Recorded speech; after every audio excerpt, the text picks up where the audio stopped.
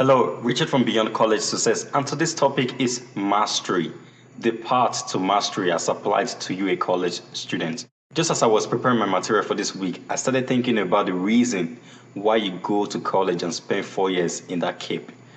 Now, keep your opinions and we will talk about it after the break. Well, are your answers along these lines? Maybe to get a job, maybe to have a party, that's a nice one, maybe to learn, maybe to become a professional in a specific field. All these are nice reasons, of course, but is that the reason why you go to college? Is that the reason college really set up itself so that you could come in there for? And even more deeper, how do college get you to buy into the idea of mastery? Because this is ultimately what they are after. If we take the typical example of a medical doctor, say this guy finished his high school or secondary school, he heads into college, he's totally passionate about the area of medicine.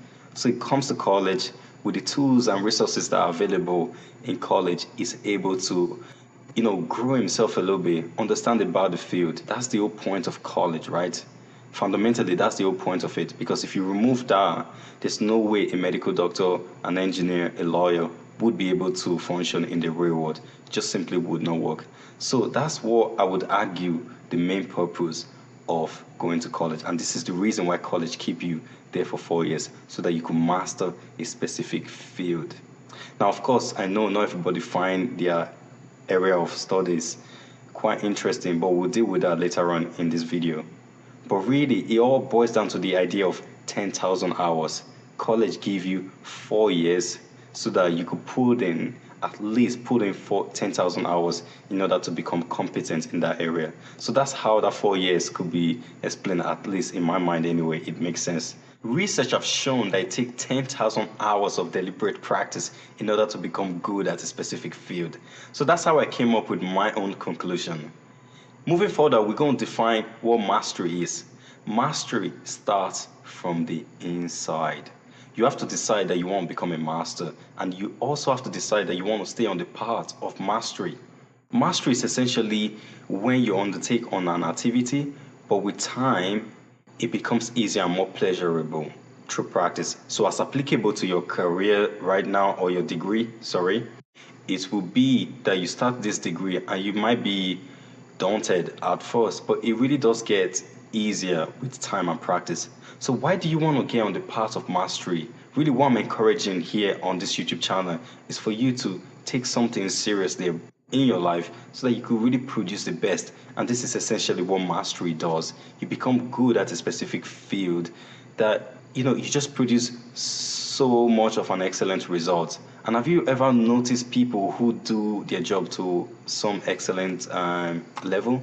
It's quite admirable. So that's what I want for everybody here. That's what I want for myself, at least. I'm working towards that as well. Anyways, college makes the information available for you, but I think what could generally happen is some of this idea about mastery could get swept under the carpet, and students could just go through their 4 years without really taking a part of mastery in a specific field that they might enjoy. Well, if you don't enjoy your module or your course at the moment, maybe there's other things you could start mastering, but altogether start making this commitment. Is so amazing. There are two common student cases that I have found out.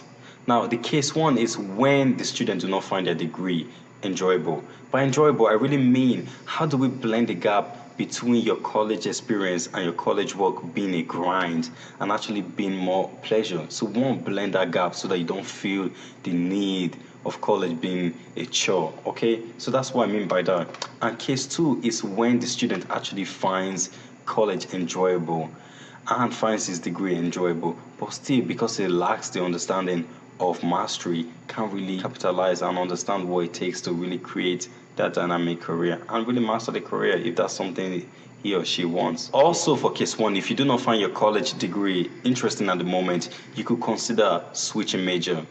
Now, if you're way too late into your degree, I would also suggest that you take some extracurricular activity where you could apply mastery. In that way, you get maximum satisfaction, and your college is not hindering your performance in any way. So you constantly focusing on what it is you want to master, and then you use your college experience as just kind of a filler almost. And for the students who finds his or her degree interesting, here are a couple of pitfalls that you need to be aware of. I mean, if I knew these pitfalls before I came to college or during my undergrad, it would have made a massive difference to my current outcome. Now, if you want to take the master's journey, here's what you need to know. I'm going to throw up some graphs here which really explain it. But before I do that, I want to just say that some of the ideas that I'm sharing here are coming from the book Mastery by George Leonard. So I won't be stressing too much here. So you could check the book if you want. Here are the two graphs. For some reason, I used to think success is linear. I mean, I was hoping for something like, I finish college and then graduate, then get a job, start a career somewhere. But really, that's not the master's journey. The master's journey is committed to honing his skills. So, for example, we talked about the example of a medical doctor really carrying that skill through into the career place and really kind of perfecting and honing that skills in. Well, let's look at what a real master does. A real master really spends time on those plateaus.